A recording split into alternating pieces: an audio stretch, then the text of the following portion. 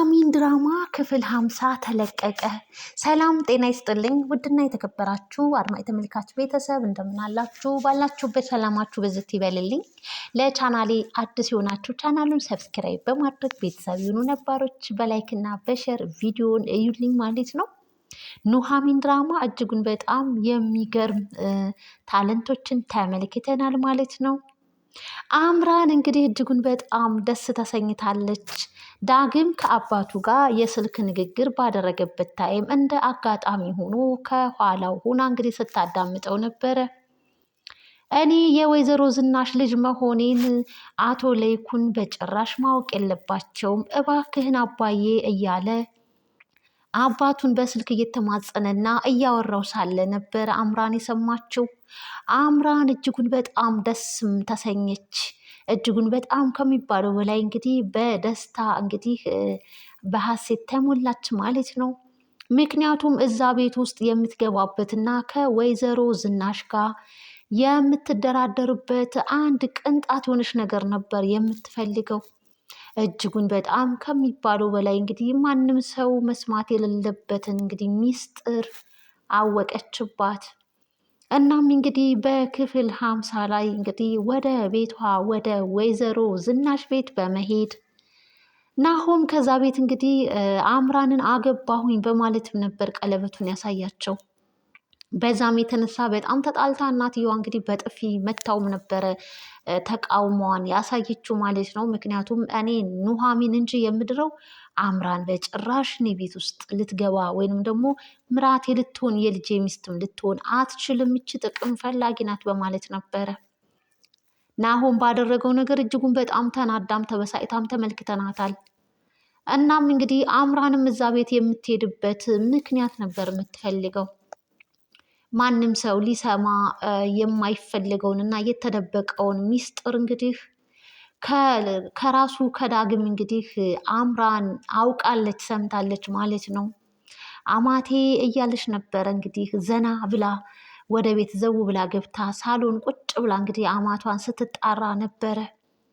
በሚገርምና በጣም በሚያሳዝን ሁኔታ እንግዲህ ከቤቴ ውጭ ይህንን መቼም አይደለም በህልምሽ አታስቢውም፣ አንቺ አማቴ ብለሽ ልትጠሪኝ እኔም ደግሞ እንግዲህ የልጄ ሚስት ብዬ ልቀበልሽ አልችልም ብላ ወይዘሮ ዝናሽ እንግዲህ ጣቷን ቀሰረችባት። አምራንም የሰማችውን የተደበቀውን ሚስጥሯን ነገረቻት። በጣም ደነገጠች፣ በጣም ተበሳጨች። ይቺ ኑሃሚን ናት አይደለ ሚስጥሬን አውጥታ የነገረች ያቺ የተረገመች እያለች እንግዲህ ኑሃሚን እጅጉን በጣም እሷ ምንም በማታውቀው መንገድ እንግዲህ ኑሃሚን ላይ እንግዲህ እጅጉን በጣም ትልቅ ጥላቻዋን አተረፈችባት። ድሮም አትወዳትም። አምራን የተረዳችው ነገር ቢኖር እንግዲህ ኑሃሚን ዳግም የወይዘሮ ዝናሽ ልጅ መሆኑን እንደምታውቅ አወቀች።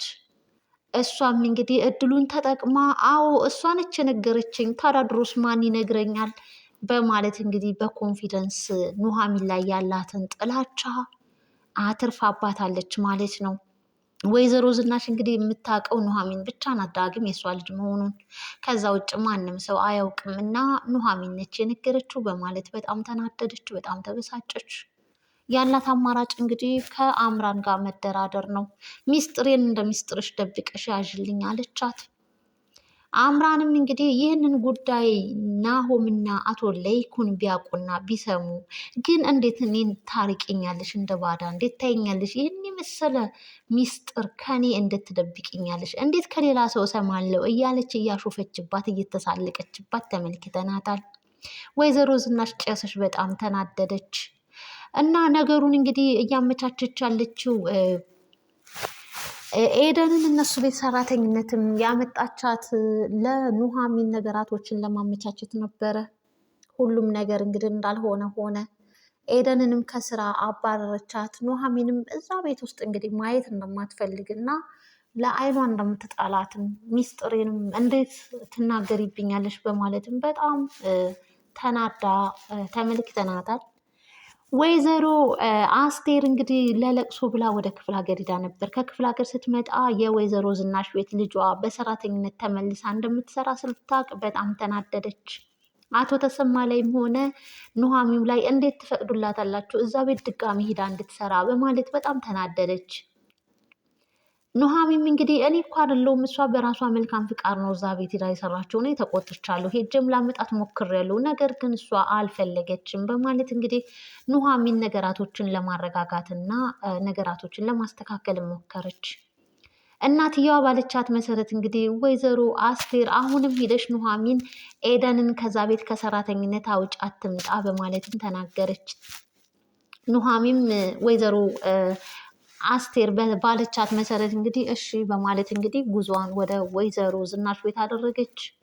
እናም እንግዲህ እዛ ቤት ባደረገችበት እዛ ቤት የተፈጠረው ነገር ኑሐሚን ምንም የምታውቀው ታሪክ የለም። እናትየዋ ባዘዘቻት መሰረት ኤደንን ከዛ ቤት ከሰራተኝነት ለማውጣትና ወደ ቤቷ ለመመለስ ነበረ። ኤደን እያለች ስትጣራም እንግዲህ ወይዘሮ ዝናሽ ላይሽ አልፈልግም፣ አንቺንም ሆነ እህትሽ ቤቱን ከሰራተኝነቷ አስወጥቻታለሁ፣ ላያችሁ አልፈልግም ከዚህ በኋላ በማለት እንግዲህ ከዛ ቤትም ኑሐሚንም በክፉ በሆነ በጥላቻ እይታ አመናጭቃም እንግዲህ ከዛ ቤት አስወጥታታለች። በባለፈው እኮ የልጄ ሚስት የምትሆኚው አንቺ ነሽ፣ ከአምራን 10 እጅ ትበልጫለሽ በማለትም ስትማጸናትም ነበረ። ዛሬ ላይ ግን እንግዲህ አምራን የፈለገችበት ቦታ ደረሰች። ዝናሽ ያሰበችው ነገር ሳይሳካላት ቀረ።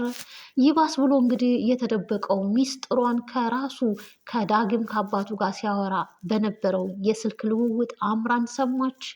አሁን ላይ እንግዲህ ወይዘሮ ዝናሽንና ኑሐሚን አጠማመደቻቸው። አምራን እድሉን አገኘች። በቃ ይቺ ኑሐሚን ነች አይደል የነገረችሽ ሚስጥሬን ያወጣችሁ በማለትም እንግዲህ በጣም ተበሳጭታ ነበረ የተናገረችው ማለት ነው። እናም እድሉማ ከተመቻቸልኝ ብላ አዎ እሷ ናት የነገረችኝ በማለት ነበረ አምራን እንግዲህ የተናገረችው ማለት ነው። በጣም በሚያሳዝን ሁኔታ ሁሉም ነገር እንዳልሆነና እንዳሰበችው ሳይሆንላት ቀርቷል ማለት ነው ወይዘሮ ዝናሽ። ከዚህ በኋላ እኔ ባልኩሽ መንገድ ነው የምትሄጂው፣ በእኔ ቁጥጥር ስር ነሽ በማለት እንግዲህ አምራን ዝታባታለች።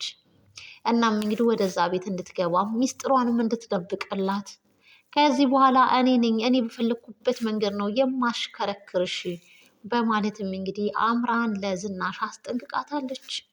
አማትና ምራት እንግዲህ እንደዚህ ተፋጠውና ጣታቸውን ተቀሳስረው እንዴት ነው አንድ ላይ የሚኖሩት? ይህስ ሚስጥር እስከ መቼ ነው ተደብቆ የሚቀረው? አምራንም እንግዲህ ናሆም ጉዷን አላወቀም። አምራን እንግዲህ በሆዷ ልጅ እንዳለ ነው አርጋ የምታወራው። ነገር ግን ልጁ እንግዲህ ከወረደባት ሰነባብቷል። ይህንን ሚስጥር ማንም ሰው አያውቅም። በጣም በሚያሳዝን ሁኔታ እንግዲህ ናሆምም ጋብቻውን ፈጽሟል። ብሎም እንግዲህ ከቤተሰቦቹ ከምትፈልግበት ቤት እንግዲህ ገብታ ለመኖርም እንግዲህ እድሉ ተመቻችቶላታል ማለት ነው ወይዘሮ አምራን ማለት ነው። ሌላው እንግዲህ ኤርሚያስ በኤሚ ላይ እንግዲህ ያደረገው ነገር እጅጉን በጣም ያሳዝንም ነበረ። እንግዲህ እየተሳሳሙ የተነሱትን ፎቶ ነበረ የለቀቀባት ሶሻል ሚዲያ ላይ። ይህንን ያየችው እና የተመለከተችው ኑሐሚ ብቻዋን እንግዲህ ተገርማም እያወራችም ነበር። ናሆም የደረሰባት ለናሆም ስልክ ተደውሎለት የእህቱን ፎቶ ከኤርሚ ጋር እንደተፖሰተም እንግዲህ ሲነግሩትም ነበረ። ናሆም እጅጉን በጣም ተገርሞም ተደናግጦም እንግዲህ ሲመለከትም ነበር ከኑሐሚን ጋር አንድ ላይ ማለት ነው። ባየው ነገር እጅጉን በጣም ተናዶ እንግዲህ ኤርሚያስና ናሆም እንግዲህ ተደባድበዋል ማለት ነው። ኤሚ እንግዲህ የወደደችውና ያፈቀረችው መስሏት እንግዲህ እውነተኛ የወደዳትና ያፈቀራት መስሏት እንግዲህ ራሷን አሳልፋ ሰጥተዋለች። ይህንን እንግዲህ ለወይዘሮ ዝናሽም እንግዲህ ኤደን በሰማችው ከኤሚ የስልክ ንግግር እንግዲህ ለወይዘሮ ዝናሽም ነግራታለች ማለት ነው። በጣም ተናደው እንግዲህ ጉሮሮ ለጉሮሮ ተያይዘውም ነበረ። በዛ መሀልም ነበር ኑሐሚን እንግዲህ መታ ስለ ዳግም እንግዲህ የእሷ ልጅ መሆኑ ሲያወሩም እንግዲህ ኤሚ ሰምታለች። ኤሚ ማለት እንግዲህ ዳግም እውነትም ትክክለኛ ወንድሜ ነው ወይ የማየ ልጅ ነው ወይ ያለችም እንግዲህ ጥያቄዋን አጠናክራለች። እና ወይዘሮ ዝናሽም እንግዲህ ይሄ ማለት ያው የአደራ ልጄ ነው በማለትም እንግዲህ ሀሳቧን አስቀይራለች ማለት ነው። ነገር ግን ኤሚ አልተዋጠላትም እና ኑሐሚን እንግዲህ ስትጠይቃት ነበር በግሏ ማለት ነው። ዳግም የማን ልጅ ነው? ዳግም እውነትም ወንድሜ ነው እንዴ? በማለትም ስጠይቃት ነበረ። ነገራቶቹ እጅጉን በጣም እንግዲህ የአቶ ለይኩን ቤት በጣም ያስፈራል ማለት ነው። ሁሉም ነገር እንዳልሆነ ሆኖ እንግዲህ አቶ ለይኩን ለስራ ጉዳይ ከቤት ወጥተው ምንም የሰሙትና ያዩት ነገር የላቸውም። ኤሚም እንግዲህ ከኤርሚያስ ጋር በስልክ ተደዋውላ እንግዲህ ተሰዳድበዋል ማለት ነው። እሷ እንግዲህ ፎቶ ሲገርምሽ እንግዲህ ቪዲዮም ቀርጭሻለሁ የሚልም እንግዲህ ሀሳብ አለው ማለት ነው ኤርሚያስ። ውድና የተከበራችሁ አድማጭ ተመልካች ቤተሰብ ለዛሬ የነበረን ቆይታ ይህን ይመስል ነበር። በቀጣይ ክፍልስ ምን ይቀጥል ይሆን የሚለውን ጉዳዩ እንዴት ይታይ ይሆን የሚለውን አብረን የምናይ ይሆናል። ለዛሬ የነበረን ቆይታ ይህን ይመስላል። ባይ ባይ።